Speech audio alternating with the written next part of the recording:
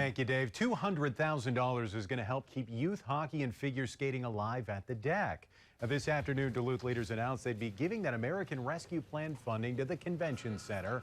It'll help them pay for a temporary new ice plant. That's something the DECC desperately needs after the current plant, which makes ice for the DECC Arena, malfunctioned this spring. Several local hockey and figure skating groups were left without one of their main places to play or practice. But the Duluth Amateur Hockey Association's executive director says this investment will keep the athletes and the tourism dollars those sports bring in moving. We bring that tourism, that injection of tourism money, I think when Duluth needs it the most, in the dead of winter. I don't know how many people are knocking on the door to come up to Duluth. I love the city in the middle of January. That's when that icebreaker tournament is.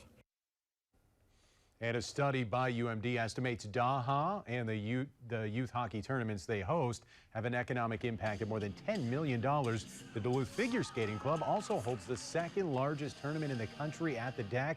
This money has already been approved by the City Council when they set it aside for tourism-related spending in 2021. And by the way, a separate plant makes the ice for Amsoil Arena and the Duluth Curling Club, which are, of course, also located at the DECC. So those organizations were never going to be impacted by the plant's malfunction.